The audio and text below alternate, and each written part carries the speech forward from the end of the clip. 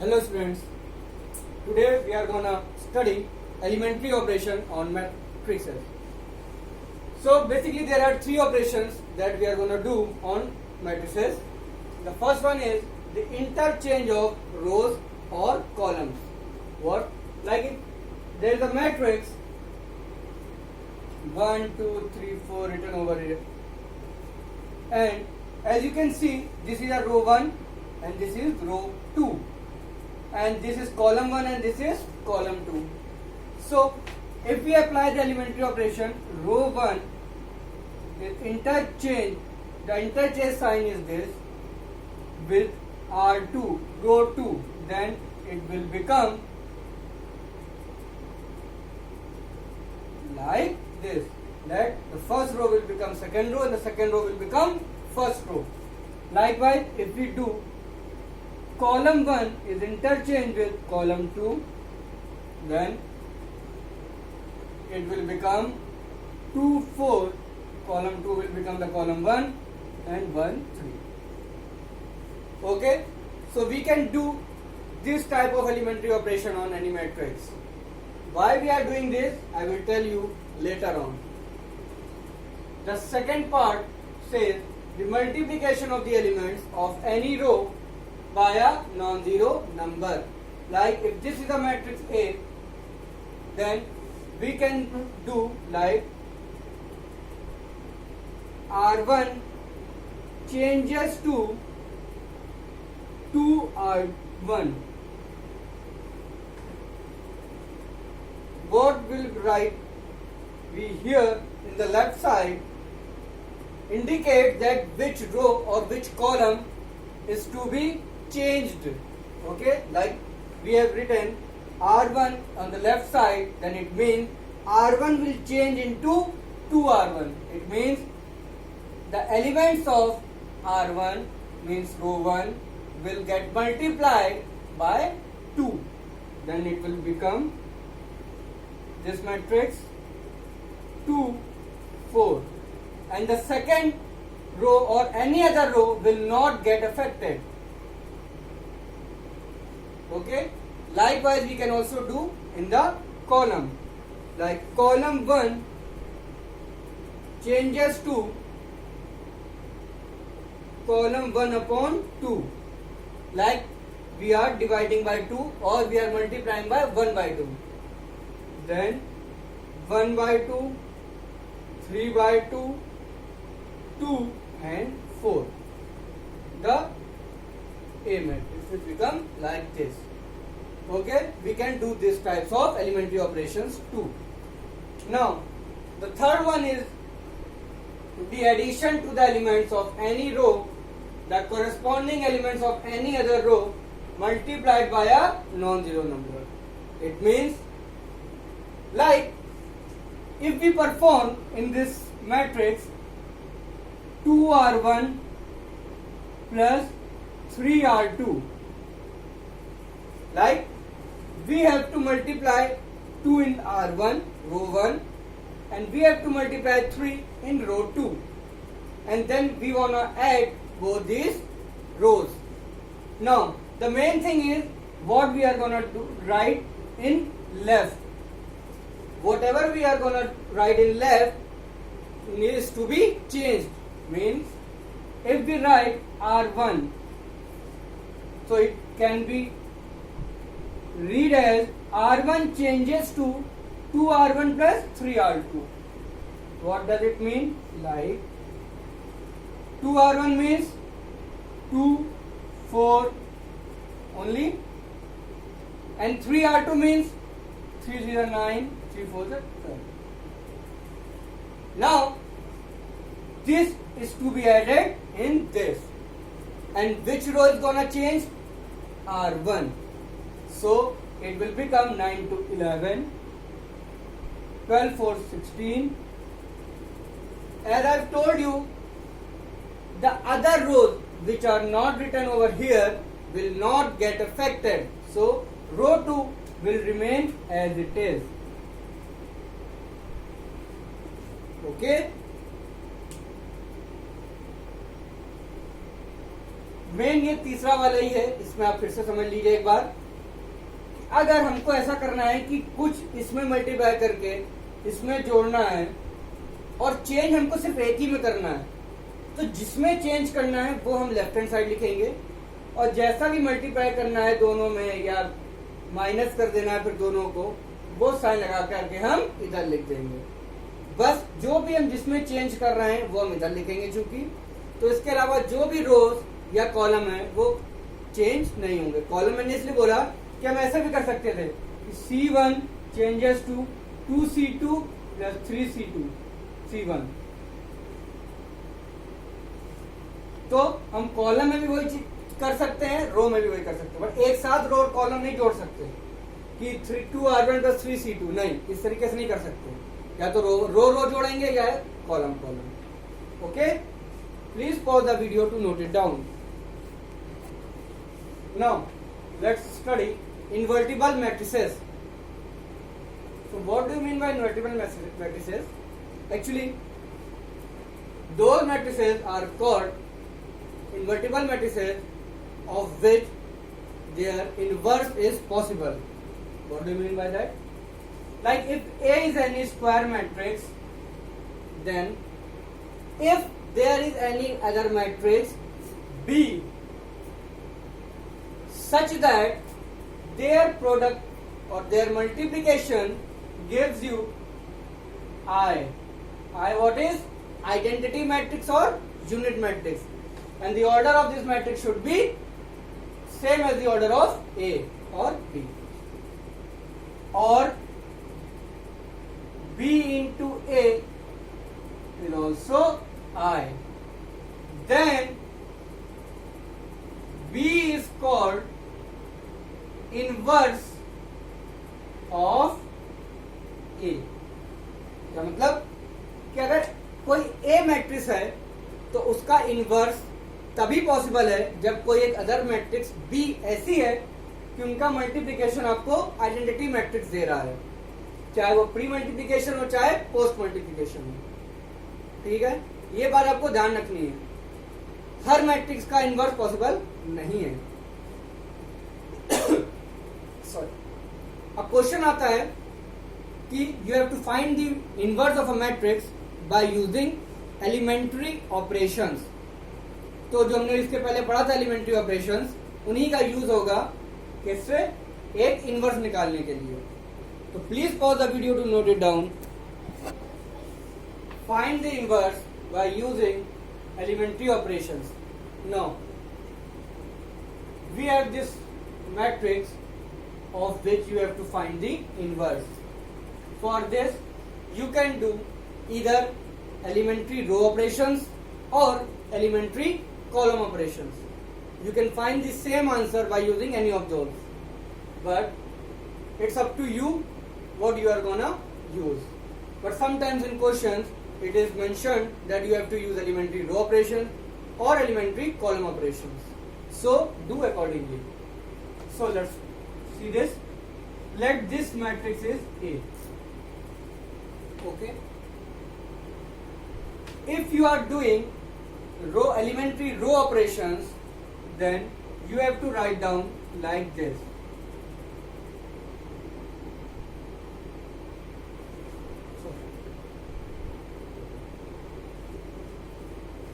Okay.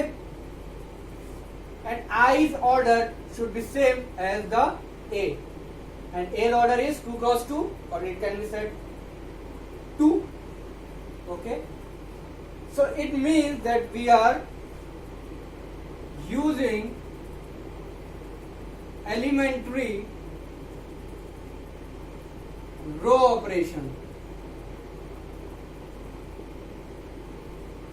Okay, if we are willing to do elementary column operation, then we will write A equals to AI2. It means if we have to do elementary row operation, then I will come before A here, and if you are going to do elementary column operation, then I will come afterwards. Okay, let's see. So what you have to do, first write down this. 2 5 1 3, and this is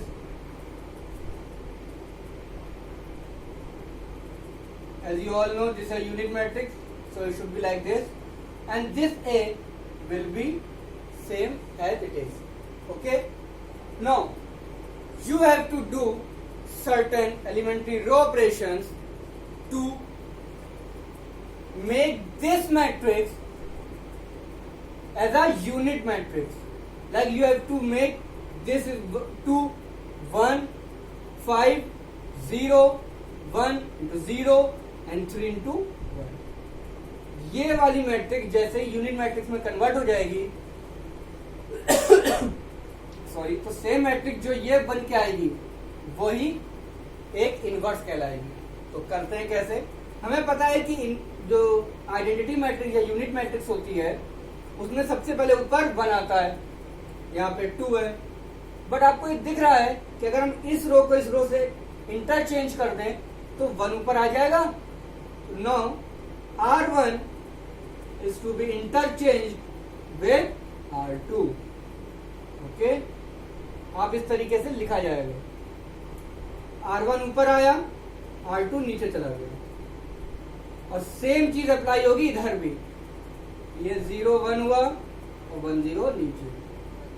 ए वैसा का वैसा ही चलता रहेगा. अब आपको पता है elementary यहाँ पे यूनिट बनाने के लिए 1 के नीचे 0 आता है.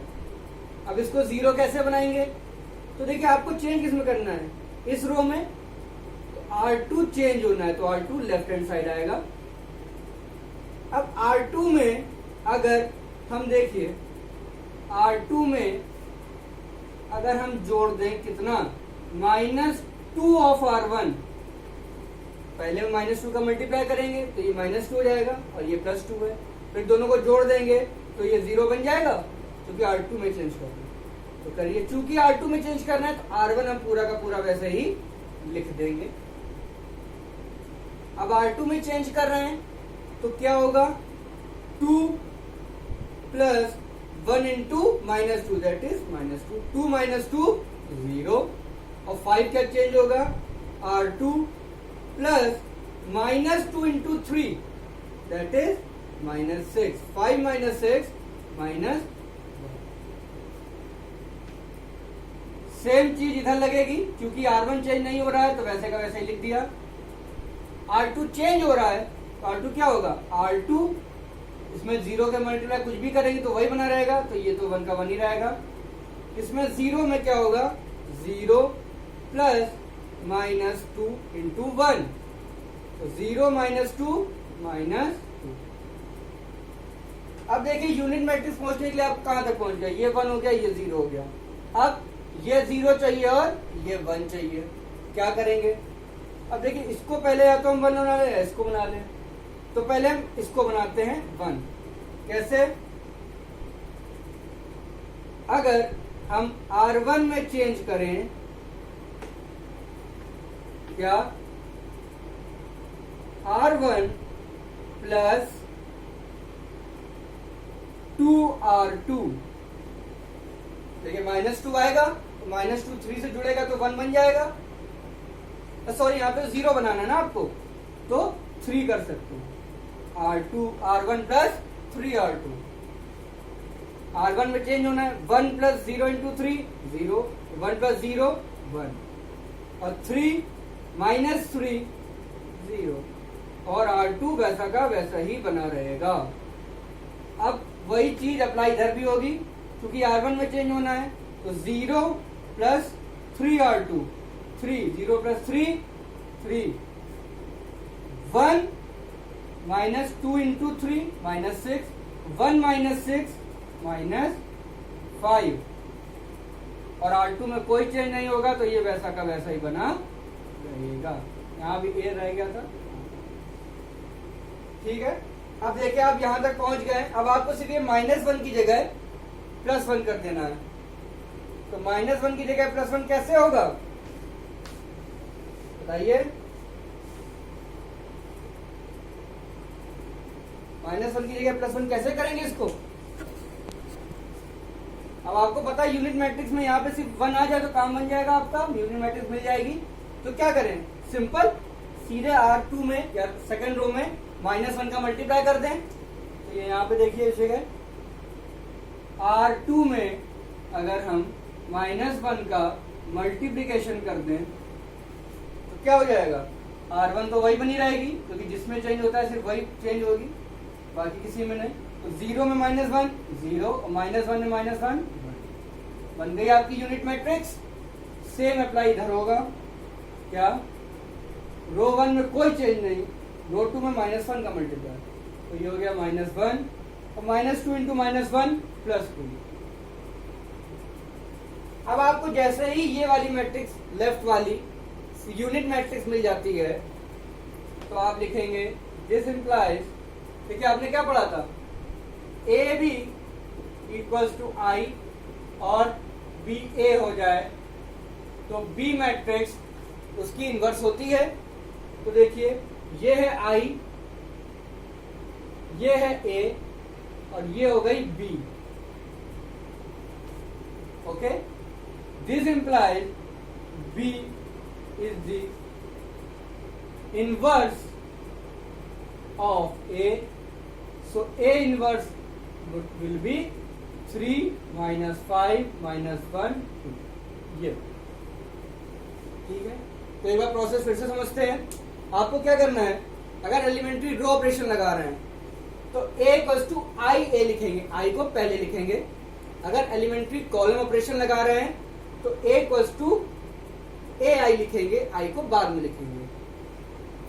उसके बाद आपको करना ये है कि ये वाली मैट्रिक्स जो पहले वाली है ए, इसको एलिमेंट्री रो ऑपरेशन लगा करके आपको यूनिट मैट्रिक्स में कन्वर्ट करना है। यूनिट मैट्रिक्स मतलब 1 0 0 1 में, और वो लगाने के बाद ये मैट्रिक्स जो पहले से आई थी वो जिस भी मैट्रिक्स में कन्वर्ट हो जाती है वही मैट्रिक्स इसकी इनवर्स कहलाएगी। ठीक है, यहाँ पे एक चीज ध्यान देने वाली है कि हर मैट्रिक्स का इनवर्स पॉसिबल नहीं है।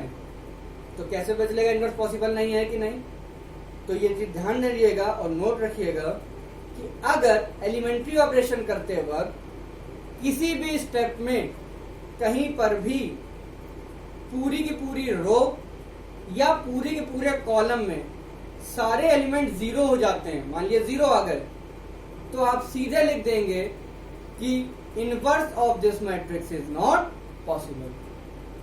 ठीक है, ये बहुत ही कम होगा बट ये भी केस बन सकता है, बाकी सबका इनवर्स निकलेगा। So please pause the video, note it down and please like and do share.